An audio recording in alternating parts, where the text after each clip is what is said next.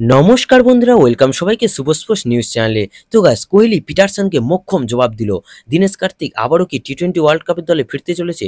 তো তার জন্য পুরো ভিডিওটি দেখার অনুরোধ থাকলো। আর যারা ভিডিওটি দেখছো সবাই প্লিজ লাইক ও সাবস্ক্রাইব করে দাও।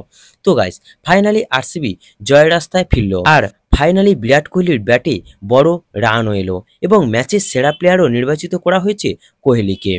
তো কোহলি একটা টান টান উত্তেজনাপূর্ণ ম্যাচে ১৯ বলের ৭৭ রানের একটি ইনিংস খেলে, যা বেঙ্গালুরুকে জিততে সাহায্য করে এবং তিনি নিঃসন্দেহ সেরা প্লেয়ারও হয়েছে। আর ম্যান অফ দ্য ম্যাচের পুরস্কার নিতে এসে তিনি পিটারসনকে আক্রমণও করে গেলেন, বা বলতে পারো তাকে একটা জবাবও দিয়ে গেলেন।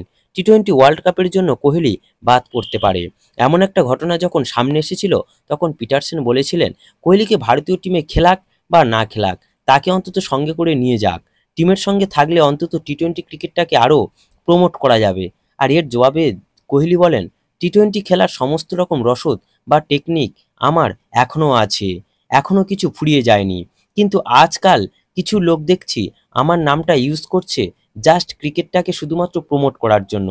তো এর দ্বারা কিন্তু কোহলি যেরকম পিটারসনকে জবাবও দিয়েছেন, সেরকম একটা হিন্টসও দিয়ে রাখলেন যে টি-20 ওয়ার্ল্ড কাপের দলে থাকতে সেও প্রস্তুত আছে। আমরা হয়তো ২০২৪ টি-20 ওয়ার্ল্ড কাপের স্কোয়াডে তাকে দেখলেও দেখতে পেতে পারি। তো কোহলির সঙ্গে আমরা দীনেশ কার্তিককেও কি দেখতে পারি ওয়ার্ল্ড কাপে? কারণ প্রতিবারই বিশ্বকাপের আগে দীনেশ কার্তিক ফর্মে ফিরে আসে। মানে ফর্মে ফিরে আসে বলতে আইপিএলেই ফর্ম দেখায়, ফিনিশিংয়ে এসে বোলারদের বেধড়ক মারধর করে, আর বিশ্বকাপের দলে চান্স পেয়ে যায়। আগের সিজনে আইপিএলে তার ব্যাট কিন্তু একটা ম্যাচের জন্যও চলেনি, মানে পুরো আইপিএলটাই শান্ত থেকেছে। আর ২০২৪ আইপিএলের দ্বিতীয় ম্যাচে পাঞ্জাবের বিরুদ্ধে তার মাত্র ১০ বলে ২৮ রানের অপরাজিত ইনিংসটি দেখে অনেকের মনে আবার ওয়ার্ল্ড কাপে হয়তো তার নাম চলে আসতে পারে, এই সন্দেহ তৈরি হয়েছে। তবে একটা কথা বলে রাখি, এটাই তার শেষ আইপিএল, আর সেটা কার্তিক নিজেই ঘোষণা করেছে। তাই ওয়ার্ল্ড কাপের খেলার কোনো সম্ভাবনাই তার নেই। আর আরসিবির পরের ম্যাচ আছে কেকেআরের সঙ্গে।